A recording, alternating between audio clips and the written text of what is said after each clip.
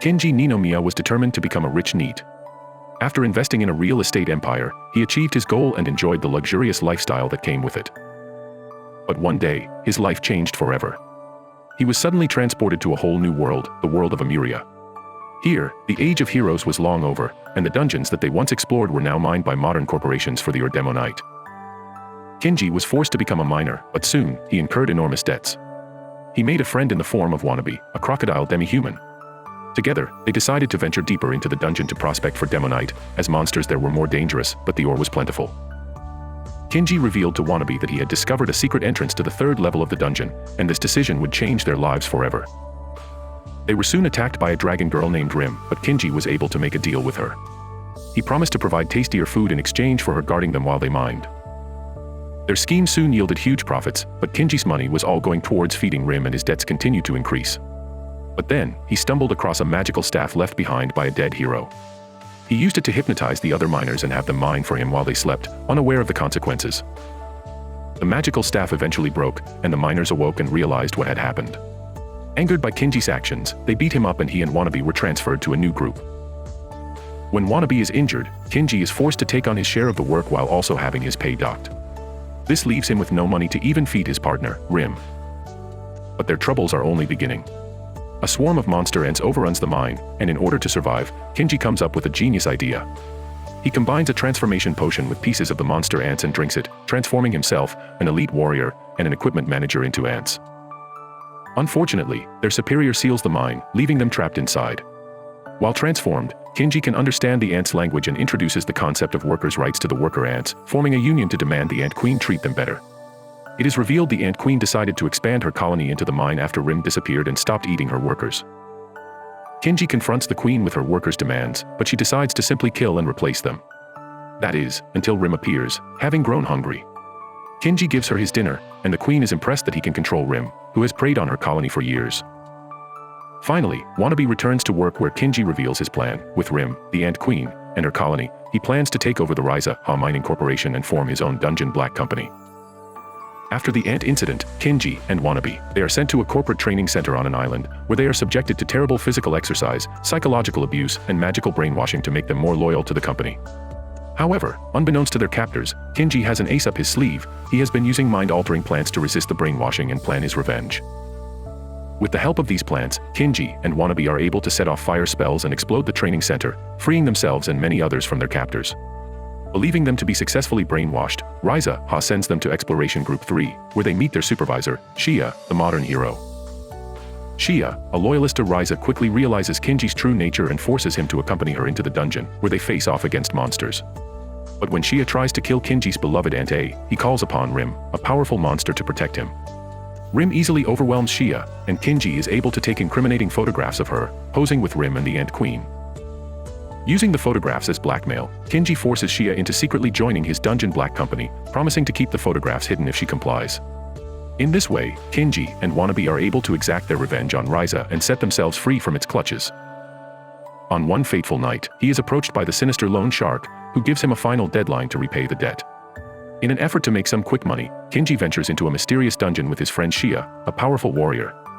Inside the dungeon, Kinji comes up with a plan to use the dungeon to create a monster farm, where they can domesticate monsters and harvest loot without having to fight or kill them. Meanwhile, the company that owns the dungeon is preparing for the arrival of a powerful creature known as the Majin, who appears during the Death March and seeks out those with a strong magical aura to devour. As they explore the dungeon, they suddenly feel an earthquake, and Shia falls into the depths. Kinji attempts to save her, but ends up falling after her.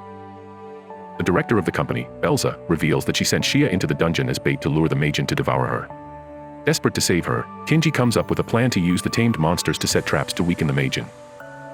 Just as the Majin is about to devour Kinji, his friend Rim shows up and declares that Kinji is her food and no one else can eat him. She then bites off the Majin's head, killing it instantly. Rim reveals that something about the Majin's resurrection was unnatural. Suddenly, a teleportation circle appears and Kinji and Rim are whisked away to an unknown destination.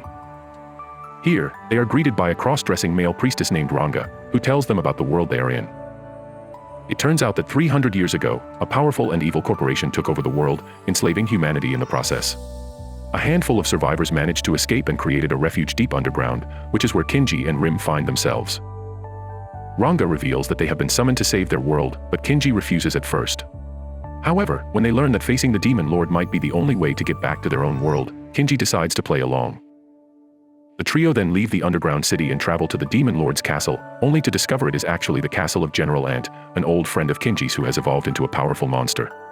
It turns out that Ant is not exploiting humans like the evil corporation did, but is instead trying to make them work 40 hours a week for holidays and health insurance, only to find that humans are unreasonably lazy and don't want to work.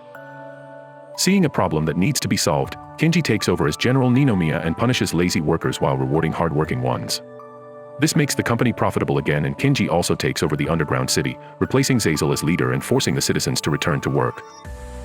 The three ravens, Rojine, Power Ash, and Zex Holler, are members of the Demon Lord's company. They are concerned about their positions when Kinji suddenly shows up and begins outperforming them. Desperate to put him in his place, the three ravens devise plans to undermine Kinji's progress and turn him into a corporate grunt. But no matter what they come up with, they are unable to stop Kinji's success. In fact, their attempts at sabotage only seem to make Kinji rise even higher. Kinji is aware of their plots and sends them a very condescending message, making fun of them and thanking them for their help. With no other options left, the three ravens band together and decide to have Kinji take on an impossible mission.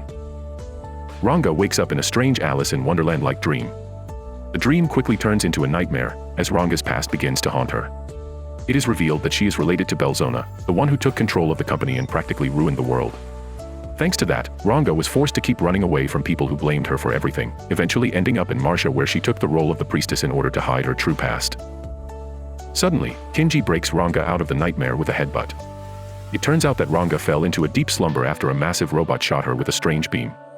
The robot was the reason why the mission they were assigned to was deemed impossible, but thanks to Rim, they broke the robot and completed the mission. Kinji's attitude cheers Ranga up, giving her some self-confidence. Finally, thanks to their outstanding work, Kinji, Rim, and Ranga are granted audience with the Demon Lord. The Demon Lord is impressed with Kinji's performance and asks him to save the world.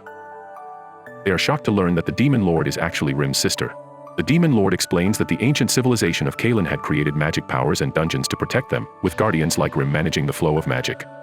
However, when Rim left the dungeon to follow Kinji, Rizaha was able to take advantage of the situation and mine deep into the dungeon, where they found ancient technology that allowed them to turn their corporate workers into mindless robots. Now, Rizaha has returned, and the Demon Lord has summoned Kinji and his friends to stop them.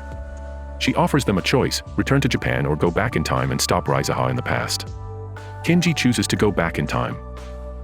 Upon arriving in the past, Kinji is fined 10 million gold for being missing for a month, forcing him and his friends to move into Shia's flat.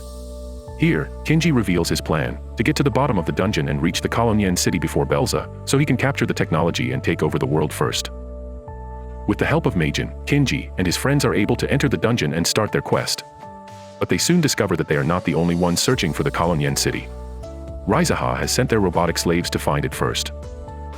Kinji and his friends soon find out that the dungeon they are exploring has become much more dangerous than before. To ensure Kinji's survival, his friend Shia puts him through intense training. He learns about how living beings can absorb natural mana and convert it into magical power to increase their strength. However, as Kinji is from a world without mana, he can't do this himself. Then, while Kinji is trying to devise a plan, disaster strikes. Ranga and Rem are playing with a gun Kinji brought from the future, but when Rem bites into it, the gun absorbs her mana and requests a password to activate. By a stroke of luck, Kinji guesses the password correctly, and the gun binds itself to him, declaring its purpose to protect Kinji's life at all costs. Excited to have a powerful weapon in his possession, Kinji brings everyone back to the dungeon. He uses the gun to take on the monsters, but it quickly runs out of magic energy and activates an emergency protocol to recharge itself. It begins draining mana from the environment, including from their clothes, leaving the group almost naked. Realizing the gun has a clingy, desperate personality, Kinji is forced to keep it when it threatens to self-destruct and kill everyone if he tries to get rid of it. As they try to make their way deeper into the dungeon, they stumble upon an abandoned company outpost. One of the adventurers tells a ghost story about the place, and they soon find out why it's so creepy. A group of former company employees, now zombies, appear and attack the group. They grab one of the adventurers, Eldman, and transform him into one of them. But before they can do any more damage, they disappear back into the ruin, with Kinji nowhere to be found. Rim, with her amazing sense of smell, leads the group to a hidden passage where they find the source of the zombie horde. The group pretends to be zombies and helps them with their work. But their cover is soon blown and they have to fight their way to the source of the spell. With a lot of teamwork, they manage to break the spell and free the workers, including Eldman. It turns out that an ancient mage was betrayed centuries ago and cursed to work in the dungeon until he died. He had been using a spell to brainwash adventurers into becoming her zombie minions and making potions. Continuing on in the dungeon, they come across a desolate shop owned by Cindy, a young woman unable to make her quota due to the lack of customers. Kinji strikes a deal with her, offering to fill her shop with paying customers in exchange for a massive discount on her best adventuring gear. He rebrands the potions made by the undead mage and promotes them as pre-battle nutrients, raking in a lot of profit. However, the company shuts down the distribution, forcing them to move on. With Cindy able to survive on her own, Kinji and the others venture further into the dungeon. On the 4th floor, they rescue some of the maintenance workers who are trapped. They learn that the doors to the 5th and 3rd floors are both blocked and they are now stuck on the 4th floor. But the 4th floor is besieged by monsters. Suddenly, a group of wolves and ants attack the hostile monsters, lifting the siege of the outpost. Just as they are observing that, a long-haired lady carrying a child runs up to Kinji. She is overwhelmed by happiness from finding him again. At the outpost they have a meeting where the lady reveals herself to be the Ant Queen. She explains that she was forced to evacuate with her kind as the dungeon began changing all of a sudden. On their way, they stumbled upon the Majin, the dungeon's guardian, who was recovering from the injury inflicted to her by Rim. The Ant Queen explains how Majins are responsible for controlling the flow of magic inside of the dungeon, and since Rim left abruptly, the second Majin was created in haste, which made her incomplete. Rim feels responsible for the Majin's state, so she tries to help her in her own way. The next day, Kinji orders everyone in the outpost to help him restore the balance among the monsters on the current floor in order to repair the damaged ecosystem. This will help the Majin, who is greatly affected by everything that happens in the dungeon. While they are hard at work, Rim stays with the Majin trying to tend to her, and slowly the Majin starts warming up to her. Thanks to everything Rim did for her, the Majin starts to recover. She is given the name Sky by Rim. Just then, the door to the 5th floor suddenly opens and the two monsters multiply into dozens and overwhelm Belza's bodyguards. Kinji and his party have arrived at the 6th floor of the dungeon, just in time to save the bodyguards from the monsters. As they evacuate together, Kinji is doing his best to gain their trust and convince them to join him in launching a coordinated attack against the monsters. Alus wonders why he is doing all of this, and Kinji tells him it is for her friend Sky. Their coordinated attack proves fruitful as they clear away the pillars that are creating the monsters, and Rim destroys them, ensuring no more new monsters are created. This turns out to be exactly what Sky needed, as her situation stabilizes and she stops being in pain. Pushing on to the next floor, they find themselves at the location which Belz is seeking.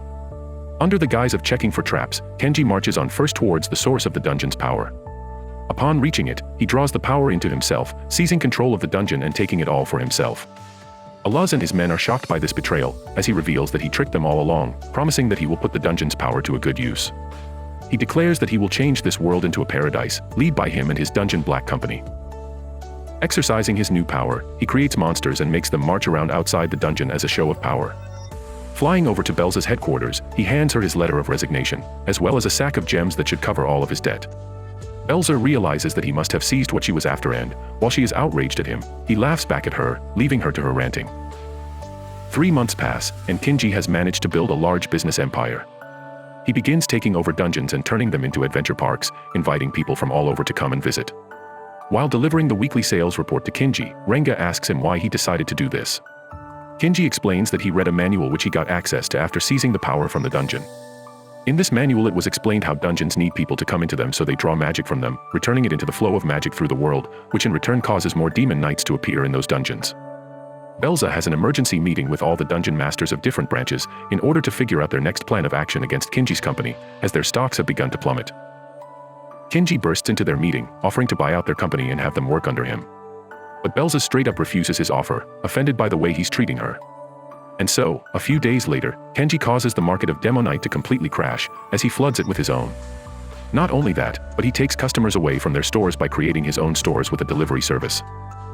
Cindy is happy with the way things are going, as her shop has never been so profitable before, thanks to Kinji using it for his company. Wannabe turns out to have a knack for refining Demonite, as he has engrossed himself in research. Even though Kinji forced him to join him in the beginning, he is grateful for being given this chance, as he has accomplished far more than he ever thought he could. Belza and her subordinate are drowning their sorrow in alcohol, and they run into Ranga. Without disclosing too much about himself, Ranga reveals things about Bella's past, telling her it is not too late to change her ways. But instead of trying to change, she chases Ranga away and, upon doing so, ends up thinking of a way to utilize Shia, who stubbornly refused to leave the company she has worked her entire life. Kinji is arrested for breaking several laws. It turns out that Belza, a rival of Kinji's, has been gathering dirt on him and exposing it to the public. In order to do this, she manipulated Shia into telling her all of the immoral things Kinji had done in the past. Kinji is then taken away and tortured by a special threats investigator. Despite the torture, Kinji remains silent. Shia then finds Kinji in prison, shocked and upset at the state he is in. She apologizes for her part in it, explaining that she only wanted to make sure people weren't being abused. But Kinji is not angry at her. He remembers his childhood and tells her that he will never give up, and instead he will continue striving to reach a height where no one can bind him. Kinji's friends, worried about his life, resort to the emergency manual he had written in case something went wrong. At a company shareholders meeting, Belza is promoted to the director of the company. But her celebration is cut short when the spokesman announces that they will be taking in Kinji and appointing him as the new CEO of the company. Belza is left stunned, not understanding what is happening. Kinji's friends explain that they had used the capital from the Dungeon Black Company to purchase enough shares in Belza's company to gain a majority. They then connected with some of their important shareholders and secured the majority for the vote to get Kinji involved. At this point, Kinji bursts into the meeting room, revealing that he has been deemed falsely arrested and released by the special threats investigator. As a result, Kinji's company completely takes over Belza's company, and she is forced to work under him. Wannabe notices that Kinji is acting differently and fears he is planning to leave them and return to his world. In response, Wannabe and the rest of Kinji's friends throw him a farewell party. It is then revealed that Wannabe misunderstood Kinji's plans. Kinji declares that his next goal is to acquire dungeons all over the world and spread the Dungeon Black Company to all corners of it. His friends are overjoyed that he is not leaving and are eager to see what he will do next.